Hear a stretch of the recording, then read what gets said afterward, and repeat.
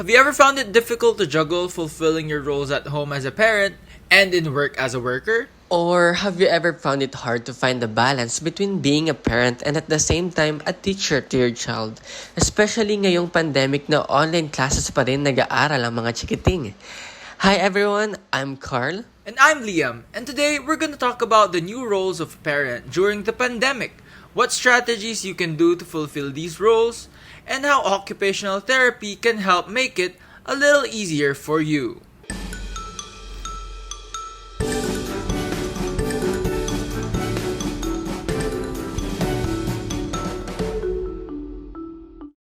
So before we dive into these roles and techniques, let's first understand what occupational therapy is. Ano nga ba ang occupational therapy? Well, according to the American Occupational Therapy Association or IOTA, occupational therapy is the only profession that helps people across the lifespan to do the things they want and need to do through the therapeutic use of daily activities, occupations.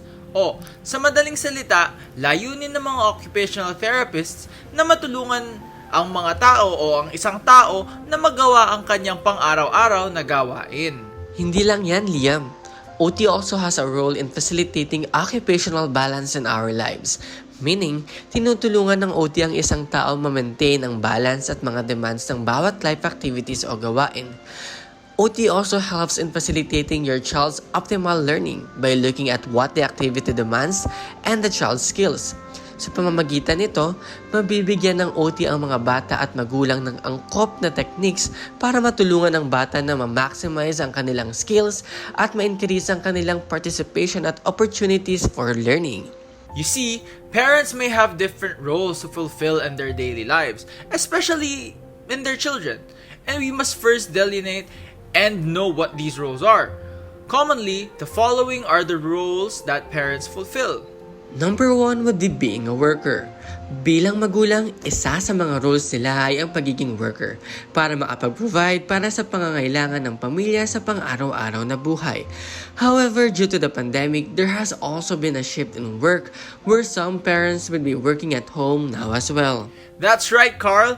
And their role as a worker would then coincide with their second role, which is being a parent. Hindi natatapos sa pagtatrabaho ang tungkulin ng mga magulang. Kailangan pa rin ng mga magulang na magampanan nila ang kanilang tungkulin sa kanyang asawa at sa kanyang pamilya.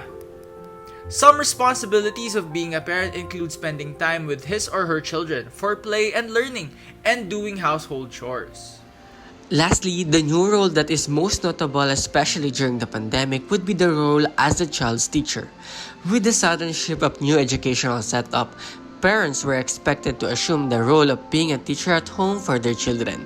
Kinakailangan talaga ng mga magulang na magabayan ang kanilang anak sa paggawa ng mga school activities para nasisiguradong natututo sila sa bahay. Ang daming roles ng mga magulang, and these are very heavy and time-consuming on their part. But as we have mentioned a while ago, occupational balance is important in our lives. Let's define occupational balance. Occupational balance can only be achieved when an individual is able to engage in different activities in the right amount to support their health and well-being. Sa madaling salita, ito yung pag-balance natin ng oras para magawa ang lahat ng gusto at dapat natin gawin. So one of the benefits of occupational balance is you get to do all the things that you want and expect from yourself or from you. It also helps us to maintain our health and well-being, given that it helps us to be satisfied with our lives. Hindi ba't masarap pakinggan yun? Pero syempre, meron din tayong tinatawag na occupational imbalance. When we say occupational imbalance, it is a result of an individual not having enough activities to engage in or an individual having too many activities to keep up with. Having no activities to participate in can lead to boredom, while in the case of having too many activities may lead to burnout. At syempre, ayaw naman natin ma-burnout and ma-bored tayo, Liam, di ba? Balik tayo sa pagiging magulang. Kagaya nga ng sinabi namin kanina, there are various roles that parents need to fulfill, and this is why occupational balance is beneficial. So how do we promote occupational balance? Let's make it clear that occupational balance is a process. There may be relapses and that is okay. So paano nga ba natin ma-achieve ang occupational balance? There are a lot of strategies that parents can undertake. First, consider time allocation for each activity. Kailangan mong i-analyze kung gaano karaming oras ang dinedemand ng activities at i-organize mo ang iyong oras ng maayos. Second, one task at a time. Iwasan natin gawin ng sabay-sabay ang mga tasks or activities. Dahil overworking the brain can only lead to fatigue ng mas maaga. At ayaw natin mangyari yun, di ba? Dahil hindi natin magagawa ang iba pang mga natitirang activities para sa isang araw. Third, prioritize your activities. Kailangan mong pumili ng mga activities na importante para sa iyo, para sa work, at para sa anak mo sa loob ng isang araw. Kung masyadong marami ang iyong mga target or goal para sa isang araw, maaari po kasi kayong ma-stress lamang. And lastly, plan your day. Kailangan mong planuhin ang iyong araw upang mas malaki ang tsansang magawa natin ang mga dapat at gusto natin gawin. Maaaring gumamit ng mga checklists at organizers para mas maplano. And make sure to allot a time for relaxations at the end of the day. Wow! There are a lot of strategies to achieve occupational balance.